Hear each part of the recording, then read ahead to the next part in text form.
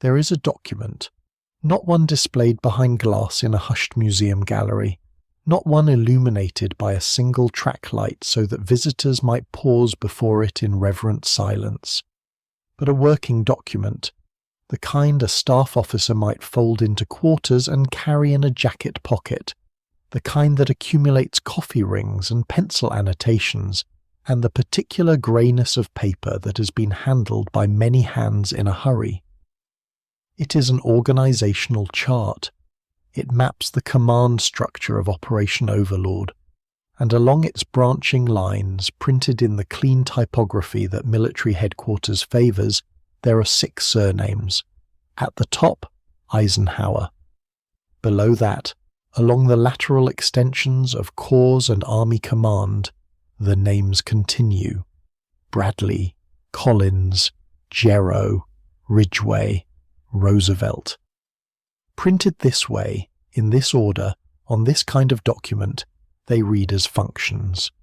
They are appointments, zones of responsibility, nodes in a system designed to move 150,000 men from the English coast to the French shore in the span of a single violent morning.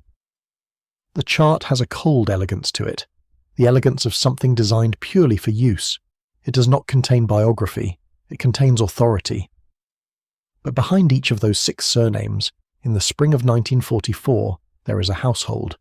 Dwight D. Eisenhower, 53 years old, Supreme Allied Commander of the Allied Expeditionary Force, has a son in uniform. John Sheldon, Dowd Eisenhower, is 21, a cadet at the United States Military Academy at West Point, weeks away from graduating into a war his father is directing from a headquarters in England. Omar Bradley, commanding the First Army that will hit the beaches, has a daughter, Elizabeth, in the United States.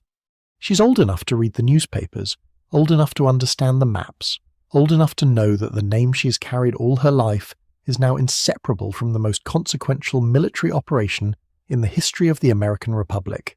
Theodore Roosevelt Jr., Brigadier General Theodore Roosevelt Jr., son of the 26th President of the United States, veteran of the last Great War, and now, at 56, the oldest man who will wade ashore with the first assault wave on D-Day, has children who are watching the news from home. J. Lawton Collins, commanding 7th Corps, has a family. Leonard Gero, commanding 5th Corps, has a son. Matthew Ridgway, commanding the 82nd Airborne Division, will jump into Normandy in the dark hours before the landings, and he too has people at home waiting for reports that may or may not come. These were family men. This is not a sentimental observation, it is a structural one. These were men who had built lives, in the way that career soldiers build lives, around the chronic uncertainty of service. They had moved their households from post to post. They had enrolled children in schools that were left behind when the orders arrived. They had written letters and received them, across distances that made ordinary domesticity a matter of sustained imaginative effort. They had done what soldiers do. They had loved their families in the time available, and trusted that the gaps between presence and presence would not widen into something unrepairable. By the spring of 1944, the gaps had become something else entirely. The men on the Overlord command chart were not simply away from their families. They were in the process of planning, and then executing, the most lethal amphibious assault in human history. The decisions they made in those months, about beaches and timetables and weather windows and the weight of fire a German fortification could withstand, were decisions that would determine which other families lost their sons that June. The Overlord commanders were not merely participants in the history of D-Day, they were its authors. The command chart cannot record this. A chart of authority has no column for fatherhood, no notation for the letters written at 2 a.m. with the planning map still spread across the table, no category for the specific anguish of a man who must hold these two things simultaneously, the fate of 100,000 soldiers and the image of his son's face. The chart records only the clean hierarchy of command. The story of what lay beneath that hierarchy, of the families those surnames enclosed, of the children who grew up in its shadow, of what was inherited and what was carried and what was never quite put down. That story the chart cannot tell. But it is the story this documentary intends to follow. The question at its centre is not whether these men were right to do what they did. History has issued verdicts on Operation Overlord in libraries of scholarship and acres of memorial ground and the long arithmetic of liberation. The question here is different, smaller in scale and perhaps for that reason harder to resolve. What does it mean to carry the name of the man who planned the beaches? What does it mean to be the child of the author of the Overlord command chart? To love that man, to grieve him, to spend decades trying to understand what he did and why, knowing that the answer lives somewhere in the space between the command structure and the kitchen table, between the Supreme Allied Commander and the father who sent the telegram. The children of Eisenhower and Bradley and Collins and Gero and Ridgway and Roosevelt grew up with those questions as an atmosphere, a permanent weather of the family home. Some of them wrote about it. Some of them served in uniform themselves and tried to answer it with their bodies. Some of them never spoke of it at all. But the questions were there, and they did not go away simply because the war ended and the victory was celebrated and the men on the command chart came home. Or, in Theodore Roosevelt Jr.'s case, did not come home. The names on the Overlord order are 6 surnames on a piece of paper. They are also 6 families, and this is where their story begins. On the morning of June 6, 1944, the United States Military Academy at West Point is in the final arrangements of a graduation ceremony. The Academy sits above the Hudson River in a posture of deliberate permanence, grey granite buildings, the parade ground level and broad, the river visible in the distance below the escarpment, the whole ensemble designed to communicate the institutional weight of the American military profession. It is a place built to outlast individual men and their individual wars, and it has been doing so for more than a century. On this particular Tuesday morning, 474 cadets are assembling in their dress uniforms. Families have gathered in the seats arranged for the occasion. Flags lift in the early summer air. The ceremony has the quality of all graduation ceremonies, formal, charged with the anticipation of transition, marked by the particular solemnity that descends when a young person is about to cross permanently from one station of life to another. But something has changed in the hours before the ceremony begins. News has arrived at the Academy from across the Atlantic, carried first by radio reports and then confirmed through official channels. The Allied invasion of France is underway. American and British and Canadian forces are, at this moment, on the beaches of Normandy. The paratroopers went in the night before. The naval bombardment began before dawn. The landings on the beaches, Utah, Omaha, Gold, Juneau, Sword, are in progress as the cadets form their ranks on the plain above the Hudson. Lieutenant General Brehan Somervell addresses the graduating class. He does not soften the moment for them. His words are precise and unadorned.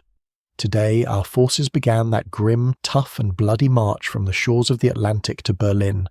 Grim, tough, bloody. These are the words chosen for the morning of commissioning, for the hour when these 474 young men receive their ranks as second lieutenants of the United States Army. They are not the words of a commencement address written for an ordinary year. They are honest words, and their honesty is a form of respect, an acknowledgement that the men being commissioned are stepping immediately into something for which no ceremony can fully prepare them. The graduates, most of them in their early 20s, listen. The summer light is on the parade ground. Somewhere across an ocean and a continent, it is already well into the afternoon of a day that will be remembered for as long as there are people to remember things. Somewhere in that class of 474 cadets, near the middle of the alphabetical roll, is a young man named John Sheldon Dowd Eisenhower. John has known, as all cadets at the Accelerated Wartime Academy have known, that the pace of his education has been shortened by necessity. A class that might, in peacetime, have spent 4 full years at the Academy is graduating in 3, because second lieutenants are needed now. The war will not sit still while academies follow their peacetime calendars. The cadets graduating this morning at West Point will be in Europe before the summer ends, John Eisenhower among them. He will receive his commission, fold it away, and step into an inheritance that is already underway without him. His father's invasion, his country's defining moment, the largest and most consequential military operation in American history, proceeding at this moment on beaches he has only seen on maps.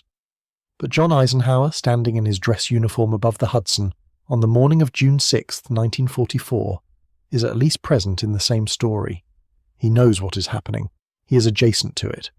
The news has come to the place where he stands. He will enter the war, carry his father's name into uniform, and eventually cross to France. Older, at least by months, than he is now, and shaped by whatever the coming weeks will make of him.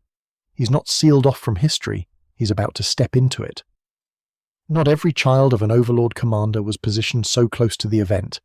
Some were kept at a considerable distance, not by geography alone, but by deliberate choice, by the particular discipline of a father who believed that the weight of what he was doing was too heavy to carry into a kitchen, too consequential to be laid on a dining room table alongside the ordinary furniture of family life.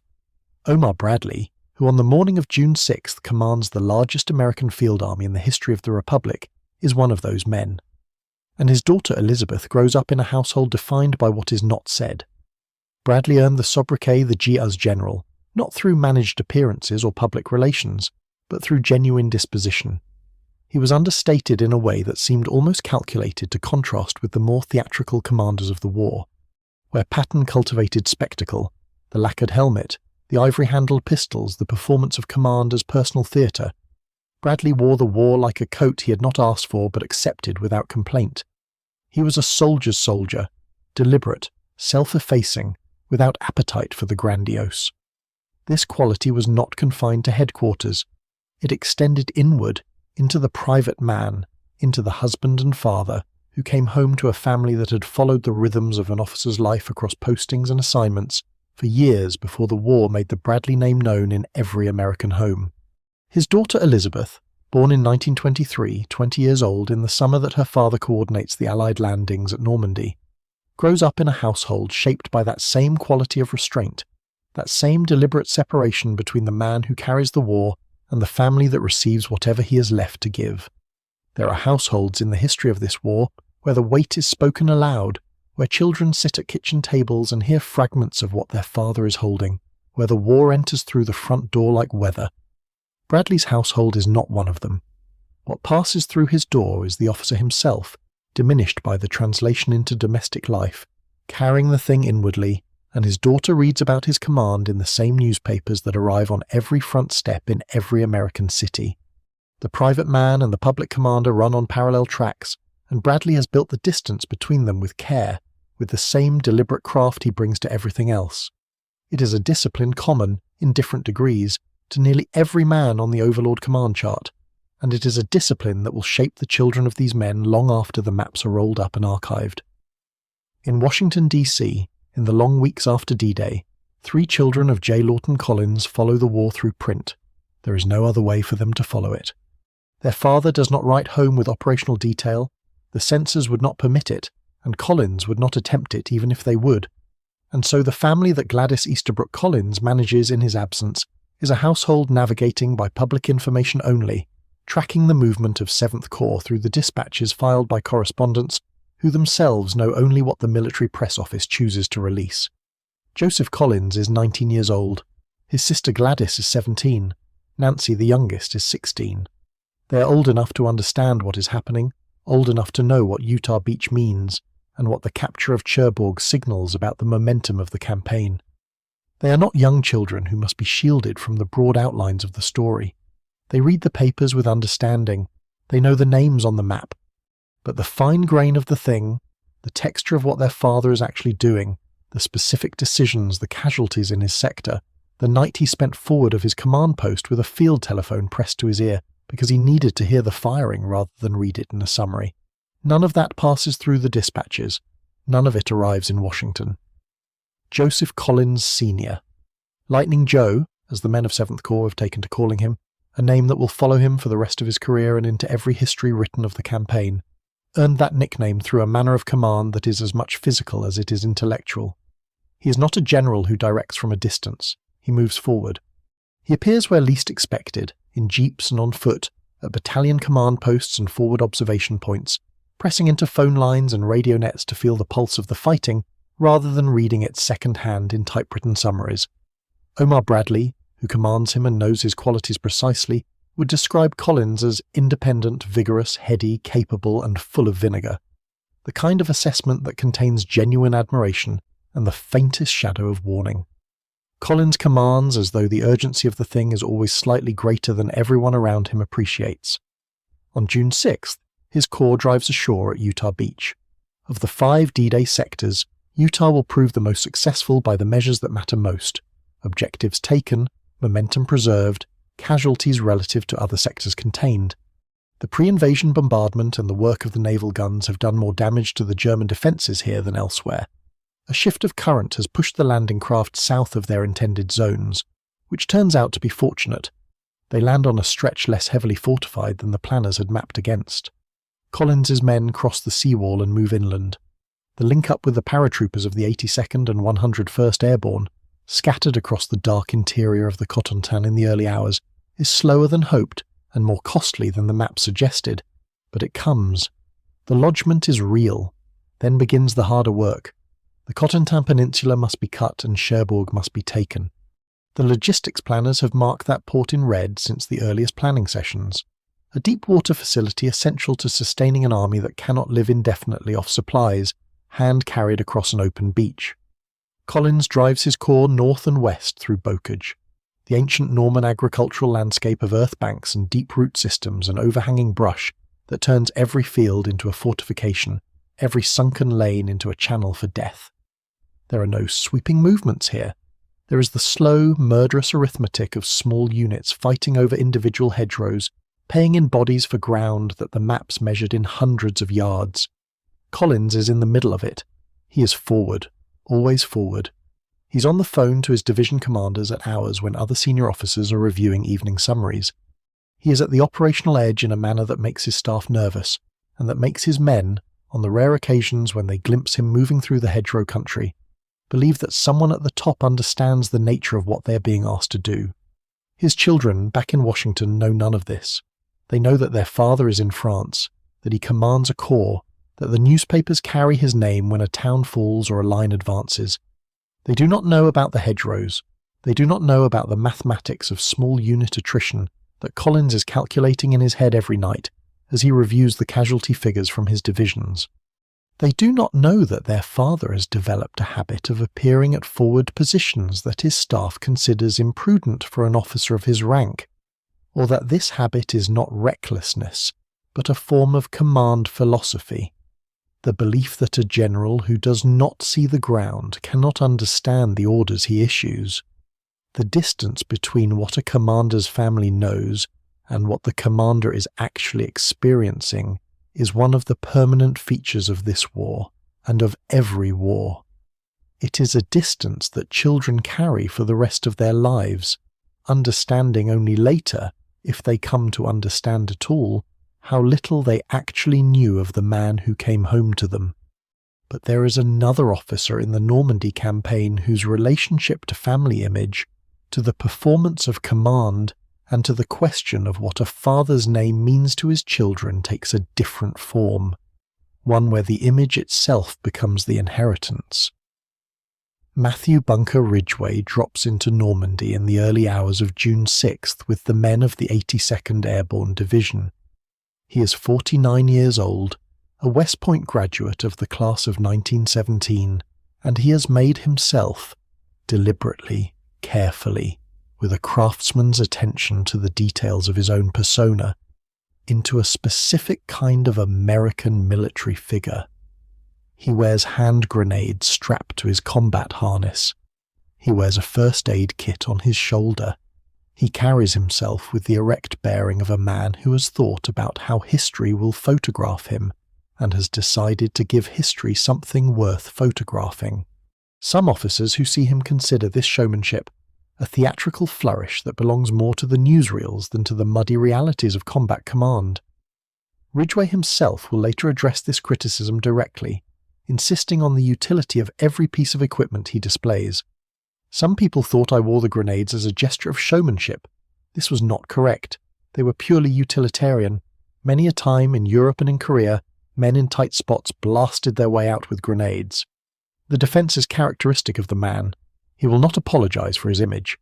He will only insist that the image serves a function, that the warrior's appearance is itself a tool of command, a message to the men who follow him that their commanding general has not forgotten what combat looks like at the level where grenades actually matter. The 82nd Airborne's drop into Normandy is, like all airborne operations in this war, a study in chaos contained. The paratroopers scatter across the dark landscape of the Cotentin.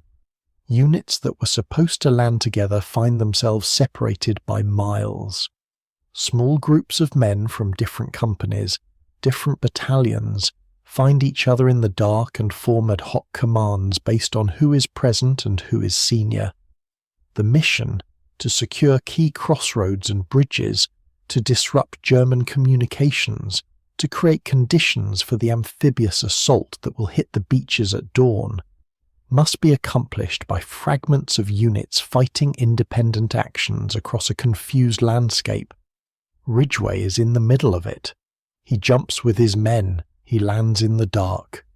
He spends the first hours of D-Day doing what every other paratrooper is doing, finding out where he is, finding other Americans, orienting toward objectives, and moving through enemy territory with the knowledge that the grand plan has already dissolved into 1,000 small actions.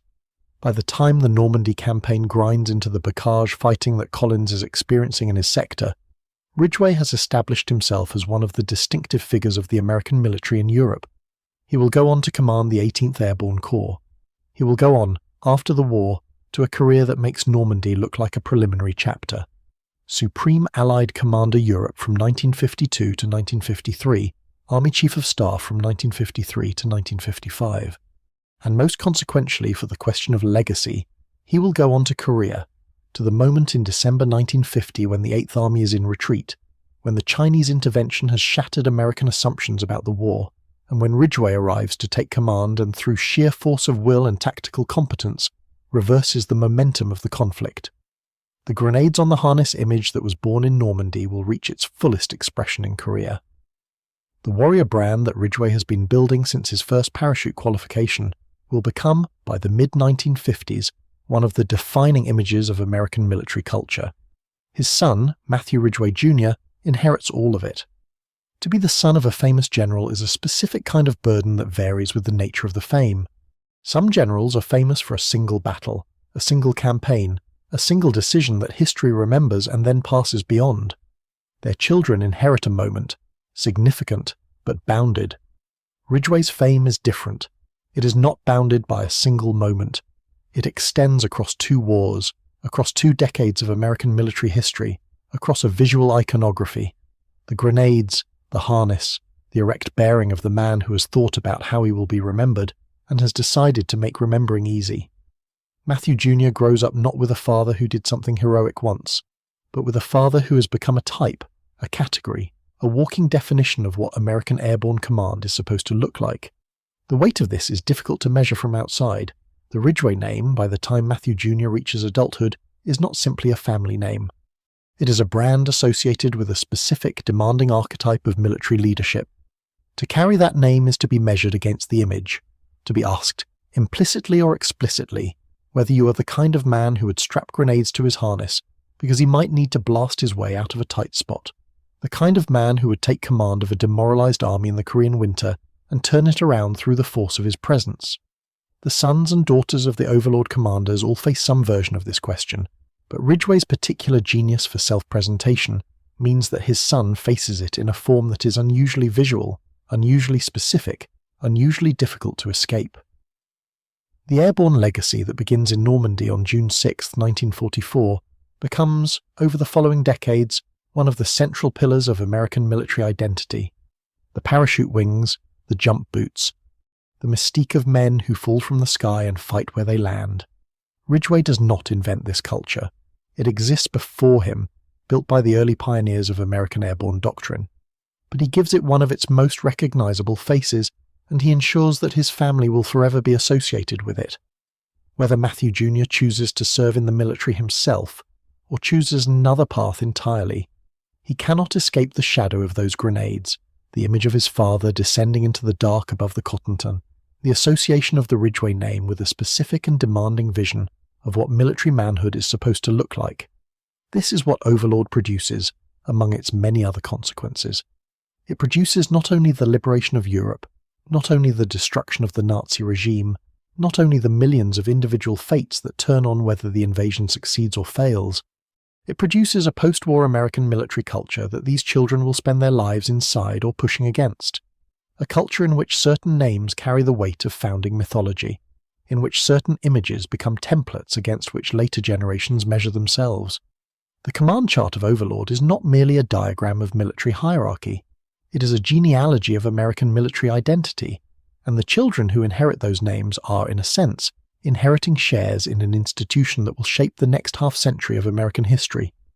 By the 1960s, The men whose names appear on that chart are growing old. Some are already gone. Theodore Roosevelt Jr., as we have already seen, did not survive the summer of 1944. His children grew up without him, carrying the weight of his death at Utah Beach and the longer shadow of his famous grandfather before that. Leonard Jerrow, who commanded V Corps at Omaha and whose son followed him into the service, retired from the army in 1950 and lived quietly until 1972. The generation that planned and executed Overlord is passing from active service into memory, from command to commemoration, from living presence to historical subject, and as they pass, their children enter middle age. By the late 1960s, Elizabeth Bradley is in her 40s. John Eisenhower is approaching 50.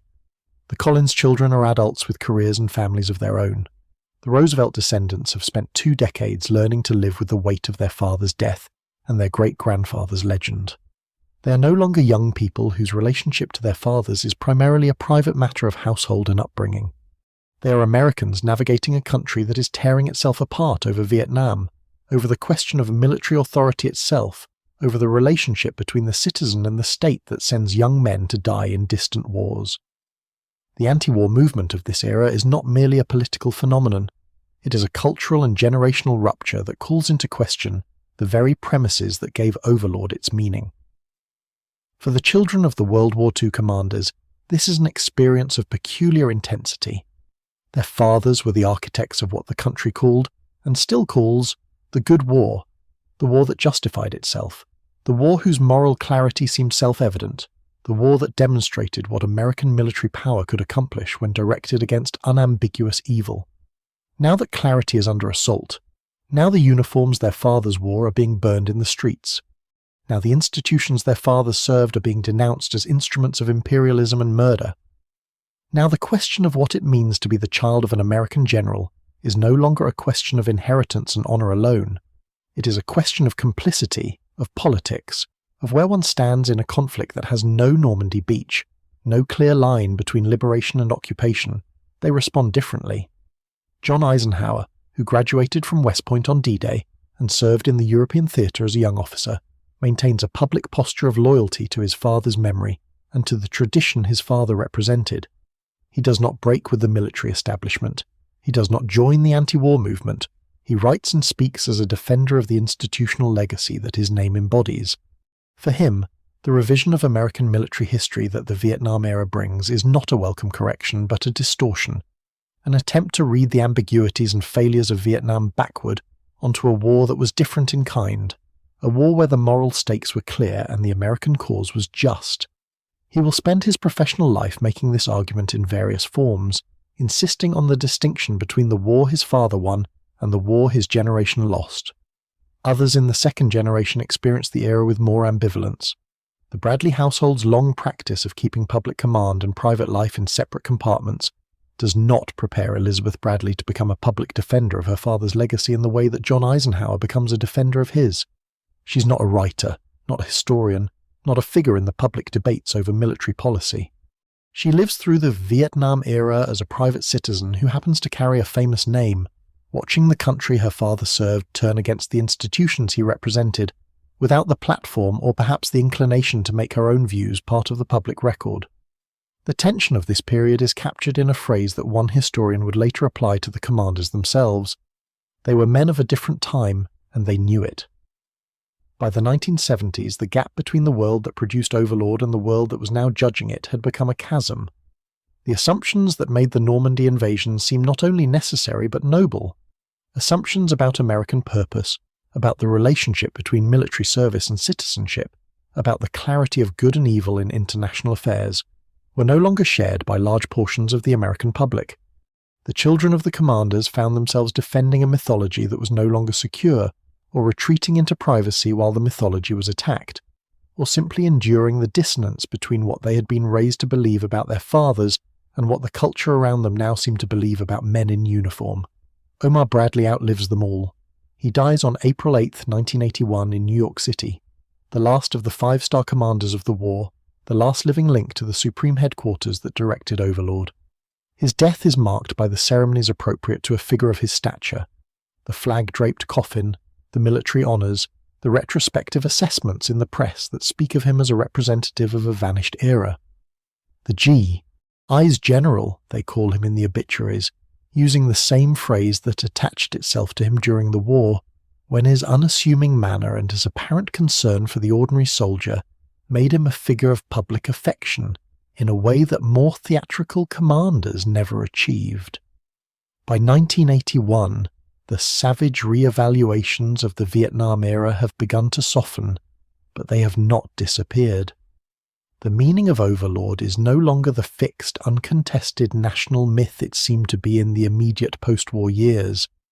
It has become a subject of historical inquiry, of revision, of argument, a past that Americans no longer simply celebrate but actively debate.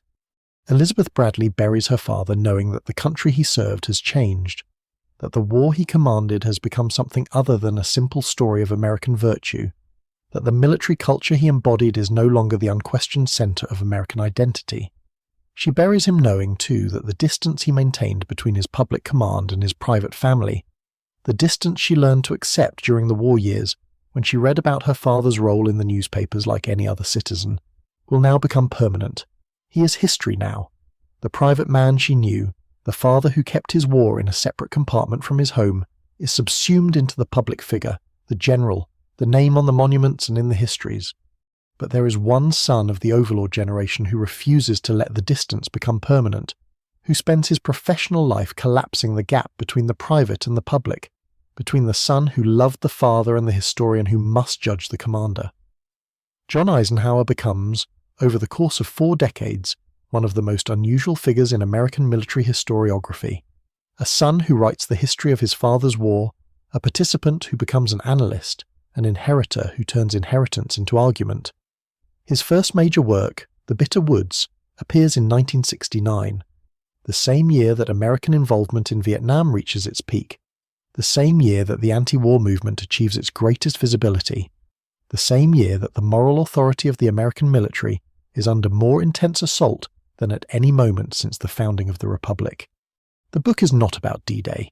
It is about the Battle of the Bulge, the German counteroffensive of December 1944 that caught the Allied command by surprise and, for a few desperate weeks, threatened to undo everything that had been accomplished since Normandy. It is, in other words, a study of failure and recovery, of intelligence breakdowns and command friction, of the moments when victory was not assured and the Allied generals had to make decisions under conditions of genuine uncertainty. John writes the book as both son and soldier. He graduated from West Point on the day his father launched the invasion of Europe. He served in the European theatre of operations, arriving in France in the weeks after D-Day and experiencing the war from the perspective of a junior officer rather than a supreme commander. He knows the texture of the thing, the mud, the cold, the hierarchy that separates a second lieutenant from a 4-star general, even when that general is his father, and he brings this knowledge to bear on his historical analysis, insisting that his military background gives him access to truths that civilian academics cannot fully understand. The loneliness of command, he calls it, the burden of decision that only someone who has worn the uniform can fully appreciate.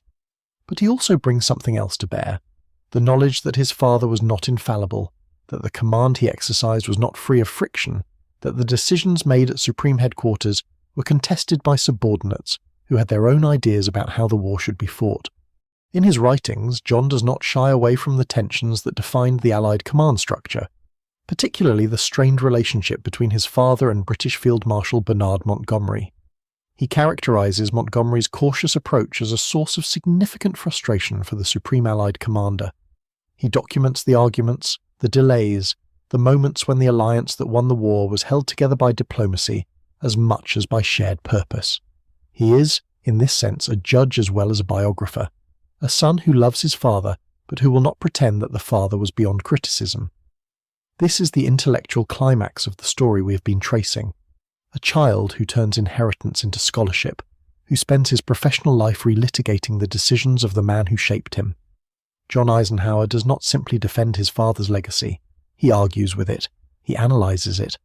He publishes assessments of Overlord's command frictions that a less rigorous son might have left unexamined. He writes, in his memoir, Strictly Personal, that he felt a duty to set the record straight, a phrase that contains both filial loyalty and historical ambition, the desire to protect his father's reputation and the desire to tell the truth about what actually happened. Some historians argue that John's proximity to his subject colours his objectivity, that he cannot fully separate the son from the scholar. This criticism is not without foundation. No biographer who shares blood with his subject can claim the complete detachment that the profession idealizes, but John himself never claims such detachment. He claims instead a different kind of authority, the authority of someone who knew the private man behind the public figure, who sat across the dinner table from the Supreme Allied Commander, who understood that the decisions made in the map rooms of England were made by a human being rather than an abstraction. He argues that this knowledge is not a bias but a resource, that the historian who knows his subject only through documents and archives is missing something essential about the nature of command.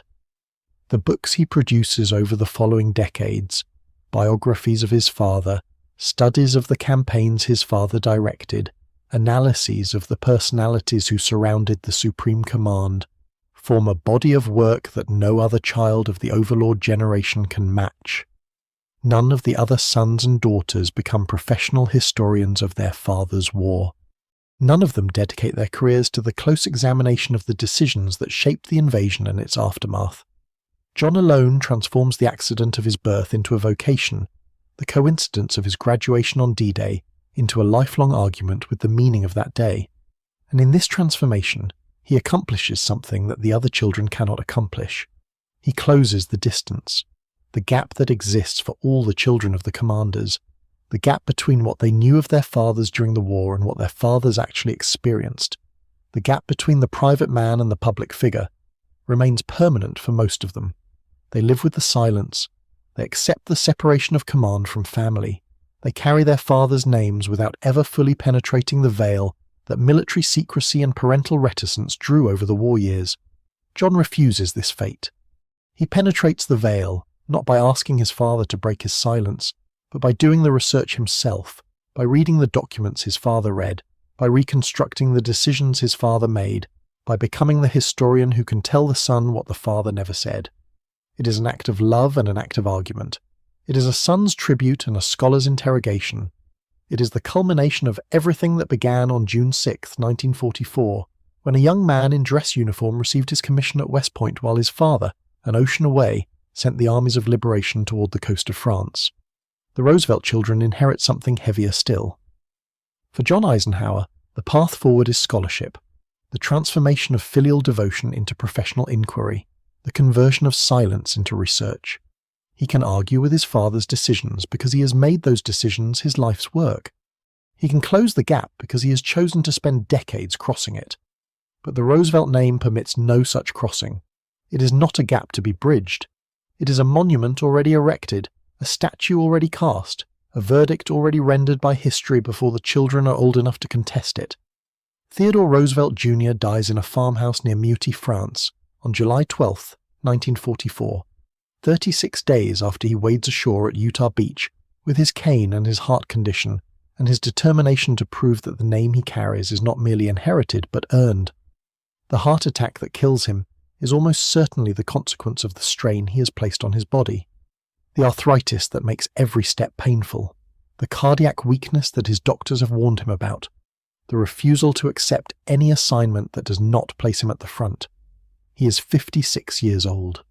He has spent his entire adult life trying to match the legend of his father, the 26th President of the United States, the Rough Rider, the man who charged up San Juan Hill and won the Nobel Peace Prize and transformed the American presidency into a platform for relentless theatrical energy. Theodore Roosevelt Jr. has been a soldier in the First World War, a politician, an explorer, a businessman, a colonial administrator.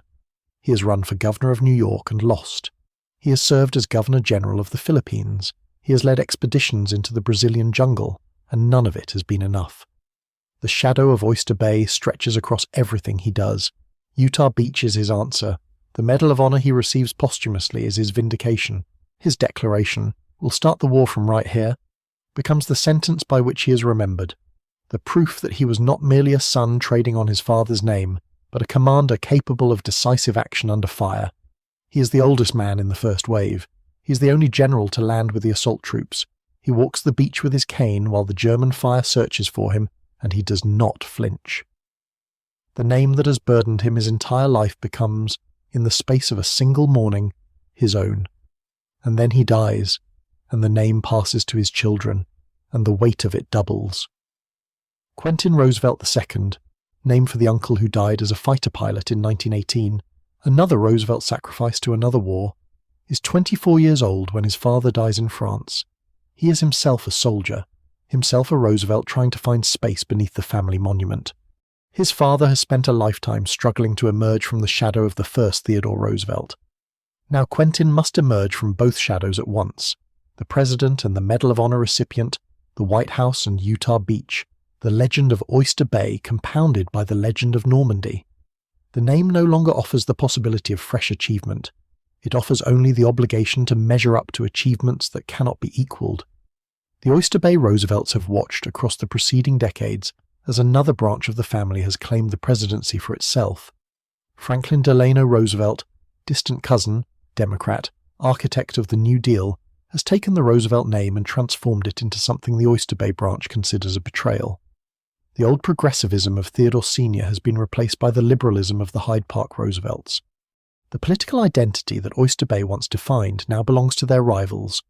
When Theodore Jr. runs for governor in 1924, he runs against a Roosevelt political machine that no longer answers to his branch of the family. He loses. The name that should be his greatest asset has become a battlefield, contested between cousins, divided by ideology, no longer a unified inheritance but a fragmented legacy that different factions claim for different purposes. By the time the war ends, the Roosevelt children face an inheritance so encumbered by history that they can hardly find a clear path forward. The name is triple-weighted: Oyster Bay, the White House, Utah Beach. Each weight attaches obligations that contradict the others. To be a Roosevelt of Oyster Bay is to reject the New Deal liberalism of the Hyde Park branch. To be the child of a Medal of Honor recipient is to meet a standard of physical courage that cannot be manufactured or inherited. To be the heir of a president is to face a political landscape in which the Roosevelt name has already been spent by others. The sons and grandsons discover across the years that follow that the monument their father and grandfather built has become so massive that it blocks the light. Political races are lost. Careers are quietly redirected. The Roosevelt children attempt public life and find that the name opens doors but also fixes expectations, that audiences and voters and colleagues see them not as individuals but as representatives of a legacy they did not create. They are measured not against their own capacities but against the capacities of men who are dead, who have been transformed by memory and commemoration into figures larger than any living person can match. The grandson who enters business finds himself introduced as the descendant of presidents. The grandson who avoids public life finds himself questioned about his reluctance to carry the torch. There is no position from which the Roosevelt name does not exert its gravitational pull. Those who embrace it are accused of trading on inheritance.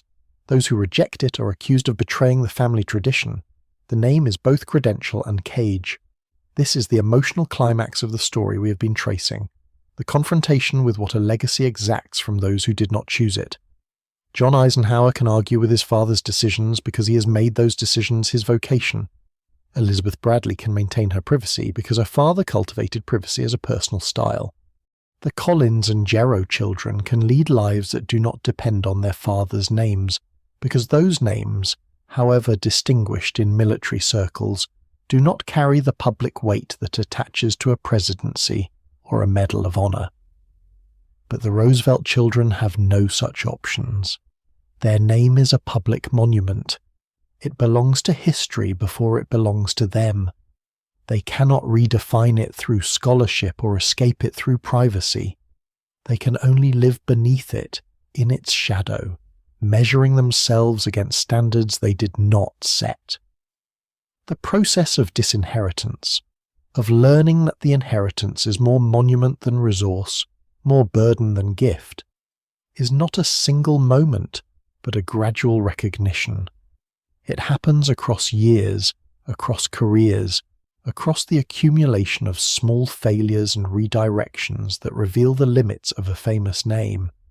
The Roosevelt children do not announce that they are abandoning the legacy. They simply discover, attempt by attempt, that the legacy does not leave room for them.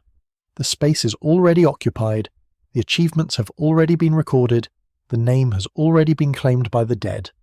What remains is a kind of grief that cannot be spoken directly, grief for a self that was never permitted to emerge, for a life that might have been lived under a different name, for the freedom that anonymity would have provided. The Roosevelt children love their fathers and grandfathers. They honor the sacrifices that were made. They attend the ceremonies and accept the commemorations and speak the appropriate words of filial devotion. But they also carry privately the knowledge of what the name has cost them. The political race is lost because the name set expectations that could not be met. The careers redirected because the name foreclosed certain possibilities. The relationships complicated because the name was always present, always weighing, always demanding that they account for themselves in terms of an inheritance they did not request.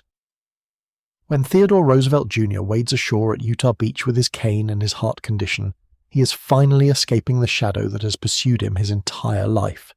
He is doing something his father never did, leading men into combat, making a decision under fire, proving that the name is not merely inherited but earned. The words he speaks, "We'll start the war from right here," are the words of a man who has finally found his own authority, who is no longer the son of a president but a commander in his own right. 36 days later, his heart gives out. The escape is complete. He dies as himself. His children and grandchildren do not get such escapes. They carry the name forward into decades when the war becomes memory, when the beaches become monuments, when the Roosevelt legacy calcifies into something that can be visited but not lived. They attend ceremonies where their father and grandfather are praised. They hear the stories repeated until the stories become rituals.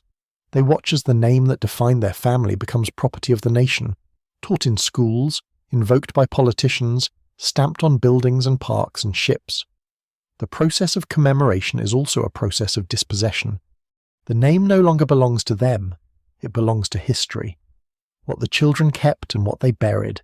This is the question that the documentary has been circling since its opening frames. Elizabeth Bradley Dorsey, daughter of Omar Bradley, kept her father's assessment of Omaha Beach. She remembered what he said about the men who landed there. Every man who set foot on Omaha Beach that day was a hero. These words were not spoken for the public. They were not prepared remarks for a ceremony or a memoir. They were the private verdict of a commander who had watched the assault from the deck of the USS Augusta, who had feared, in the worst hours of June 6th, that the operation was failing, that the beach would become a slaughter rather than a liberation.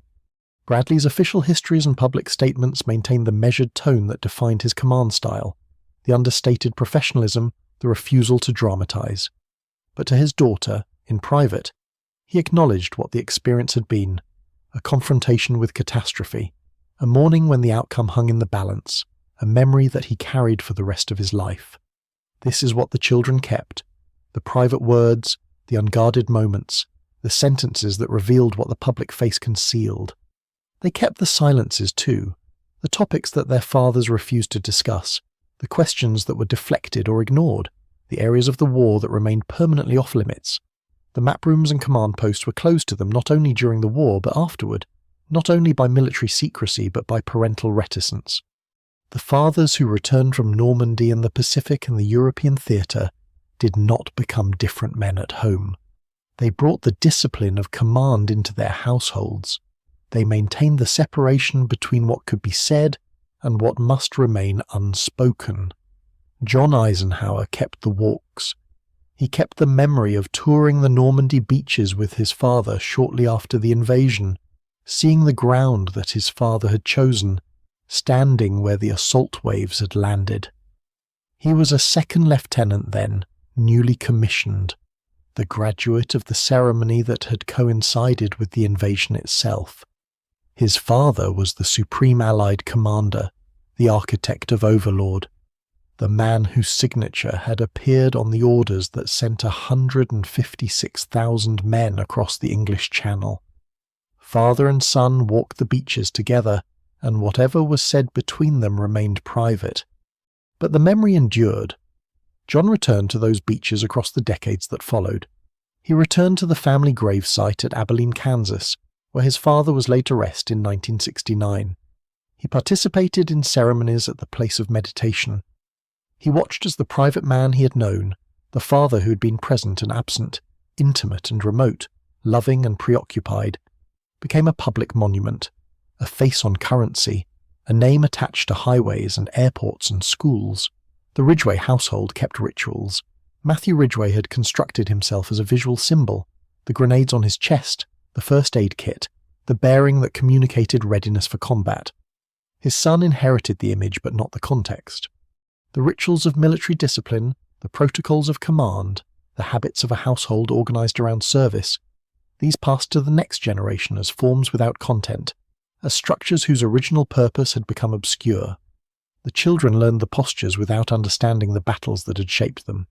For all these families, the war functioned as a kind of weather, everywhere, ungovernable, not theirs to claim. They experienced it through letters and telegrams and newspaper reports and the occasional leave when their fathers returned home briefly before departing again. They did not choose it. They did not fight it. They were shaped by it nonetheless. The inheritance was not merely material, not only the medals and the photographs and the personal effects that survived.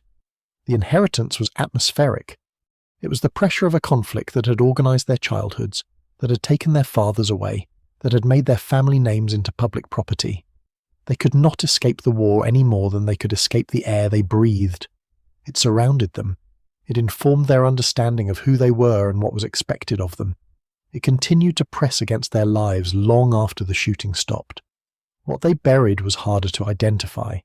They buried the resentments, perhaps, the frustrations of children who'd been second to duty, who had learned early that their father's first obligation was to the army, to the nation, to the men they commanded. They buried the questions they had been afraid to ask. What did you see? What did you do? What keeps you awake at night? They buried the suspicion that their fathers were not merely reticent but damaged, that the silences concealed wounds that could not be discussed, that the discipline they admired was also a form of containment. They buried in some cases the recognition that they could never truly know the men who had raised them, that the war had created a separation that no peacetime intimacy could overcome. June 6th returns perpetually. The anniversary cycle begins almost immediately after the war ends. By 1954, a decade has passed, and the commemorations have already assumed their ritual form. Speeches at the cemeteries, wreaths laid on the beaches, veterans returning to the ground they once fought to take. The children of the commanders attend these ceremonies. They represent their fathers, who are aging now, who are passing from active command into retirement and memory. They stand where the cameras can find them. They accept the condolences and the tributes. They watch as the war that shaped their families becomes a civic occasion, a national holiday, a fixture of the calendar. By 1964, the 20th anniversary, the transformation is accelerating. The beaches have become tourist destinations. The museums have opened. The gift shops sell postcards and replica insignia and books about the invasion. The children of the commanders navigate this landscape of commemoration, this conversion of sacrifice into heritage industry. They meet veterans who shake their hands and tell them stories about their fathers. They meet politicians who invoke the invasion as proof of American virtue. They meet journalists who ask them what it was like to grow up with such famous names. By 1984, the 40th anniversary, the veterans are elderly. The commanders themselves are mostly gone. Omar Bradley has died in 1981, the last of the five-star generals, the final link to the Supreme Command. The children are now the primary bearers of the family names at public events. They speak on behalf of fathers who can no longer speak for themselves. They correct misunderstandings and endorse commemorations and lend their presence to ceremonies that require a Roosevelt, a Bradley, an Eisenhower to complete the ritual. By 1994, the 50th anniversary, the scale of commemoration has become massive. World leaders attend. Television broadcasts the ceremonies to audiences around the globe. The beaches are crowded with visitors who were not born when the invasion took place. The children of the commanders are in their 60s and 70s now. They have spent their entire adult lives carrying these names. They have watched the war transform from memory into history, from lived experience into educational curriculum, from family inheritance into national mythology. By 2004, the 60th anniversary, the living memory is fading. The veterans who can still make the journey are in their 80s and 90s. Some will not return. The ceremonies have become acts of preservation, attempts to maintain connection to an event that is passing beyond living recall. The children of the commanders are themselves elderly. They have outlived their fathers by decades. They have watched the command chart become a museum relic, the names on it become historical references rather than living presences. John Eisenhower attends these ceremonies into his 80s. He stands on the ground his father chose, the beaches his father sent armies to liberate. He is not the young second lieutenant who toured Normandy with the Supreme Commander in the summer of 1944. He is an old man now, a historian, a son who has spent his life arguing with his father's legacy. The coincidence that defined his youth, the graduation that coincided with the invasion, has become the organizing principle of his existence. He cannot escape June 6th. He cannot escape the name he carries. He has made peace with this, or something like peace. He has transformed inheritance into scholarship, accident into vocation. But standing on the beaches in his 80s, watching the crowds gather for ceremonies that grow larger each decade, he must recognize that the war he has studied and written about and argued with his entire life is passing away. The men who fought it are dying. The officers who planned it are gone. The invasion that he experienced as a young man receiving his commission while his father sent armies across the Channel is becoming something else. Not memory, but history. Not personal, but institutional. Not a living argument, but a fixed narrative taught in classrooms and commemorated in museums. The command chart that once organized the liberation of Europe hangs now in a museum case. The names on it, Eisenhower, Bradley, Collins, Gero, Ridgway, Roosevelt, are historical figures, subjects of biographies and documentaries, faces in photographs that are captioned for visitors who need to be told who they were. But the names are also still attached to the living. The sons and daughters and grandchildren who carry them forward do not have the luxury of treating them as history. The names are their names. The inheritance is their inheritance. The questions the documentary has been asking, what did the children know? What did they carry? What did the war do to the family names? Are not questions that can be answered and set aside. They are questions that the second generation lives with, perpetually, until they join the first generation in the silence that follows all wars. John Eisenhower stands on the Normandy beaches in his 80s, and the command chart is only a photograph now, a document in a museum, a relic of decisions made more than half a century ago. The men who made those decisions are gone. The Supreme Allied Commander is buried in Abilene. The generals who served under him have passed into history. The beaches themselves have been restored, cleared of wreckage, transformed into memorial landscapes where the violence of June 6th is commemorated rather than visible. The bunkers are empty. The gun emplacements are silent. The tides come in and go out, indifferent to anniversaries. But the names endure. They attach themselves to the living. They pass from generation to generation, carrying obligations that the dead imposed and the living cannot escape. John Eisenhower knows this. He has spent his life knowing it. He has written books and given interviews and attended ceremonies, and none of it has freed him from the weight of being Eisenhower's son. The argument he has conducted with his father's legacy, the scholarship, the analysis, the unflinching examination of command decisions, has been his way of claiming the inheritance on his own terms. But the terms are never entirely his. The name was given to him. The war was given to him. The graduation that coincided with the invasion was an accident of timing that became the defining fact of his life. He stands on the beaches where his father sent armies, an old man now, the son of a general who has become a general in the histories, watching as the crowds gather to remember something that happened before most of them were born. The war is becoming legend. The commanders are becoming monuments. The children who carried the names forward are becoming elderly, and soon they too will be gone, and the names will pass to another generation that will have to decide what to do with them. The June 6th that began this story, the June 6th when John Eisenhower received his commission while his father launched the invasion, returns every year, perpetually, a date that cannot be forgotten, a coincidence that will not let him go. He has argued with it his entire life. He has written about it. He has tried to understand it. And now, standing on the beaches in his 80s, he understands that the argument will never be finished, that the inheritance will never be settled, that the names on the command chart will continue to claim the living as long as anyone remembers what those names once meant.